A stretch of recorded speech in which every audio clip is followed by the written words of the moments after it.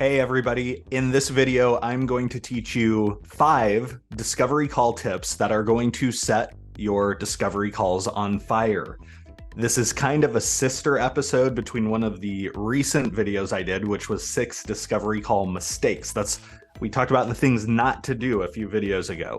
Today, you're going to learn 5 simple tips, tactics, strategies, and insights to set discovery calls on fire. Now, before you move forward and watch the rest, make sure you like this video if you got value, share it out with your next network, and here are the 5 tips.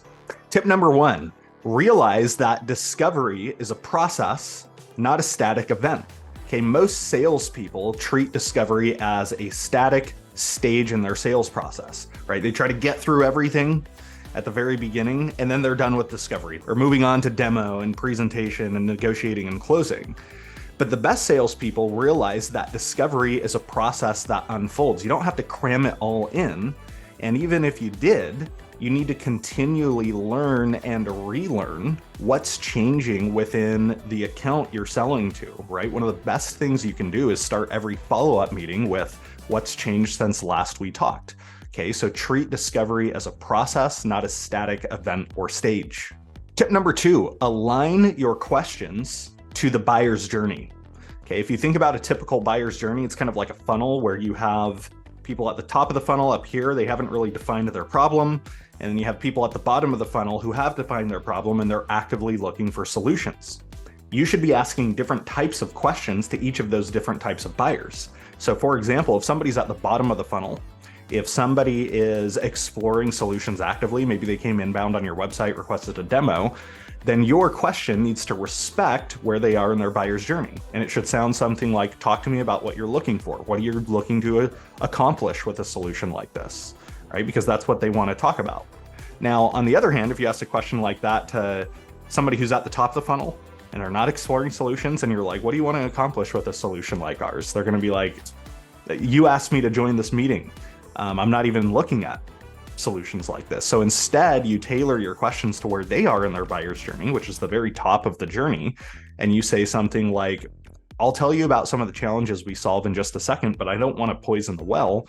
Talk to me about some of the biggest challenges you have on your plate that you would regret not solving a few quarters from now. Maybe let's start there. Okay, so recognize those are different approaches. One respects buyers that are at the bottom of the funnel, and one respects buyers that are at the top, and you should be able to toggle your approach based on where your buyer is in that buyer's journey. Tip number 3, revalidate what you uncover constantly. This is actually similar to number 1.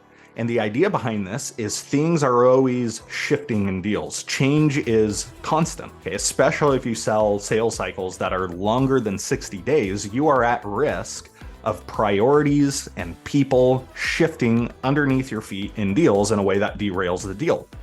And so to combat this, you should start every follow-up sales meeting confirming what you already know. Are these priorities still what we're attacking? Great. Are these people still involved? You don't have to overdo it, but just validate the things you've already uncovered and make sure they're still true. Because if you don't, and if you go a long time without validating it, more than likely something has changed in a way that's going to make it harder for you to get the deal done, especially if you're just finding out now and you could have found it out a week ago, 2 weeks ago, a month ago, whatever. Tip number 4, phrase your questions to get long answers from your buyers. Okay, Gong has a lot of data that shows there's a strong correlation between win rates and how long you can get your buyers going after you ask a question. Okay, they have several studies they've done. And one of the things that you can do to generate those long responses from your buyers is just in the way you phrase your questions. And here's how to do it. Take your typical who, what, when, where, why questions and add one of these phrases in front of it. Help me understand. Talk to me about. Walk me through. Okay, so that could be like, help me understand your sales process from beginning to end.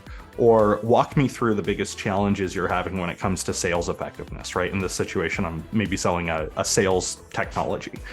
When you add help me understand, walk me through, talk to me about phrases like that, it signals to your buyer that you want them to go in depth, and it generates long, rich monologues from your buyer as a result of your phrasing. So give that a try.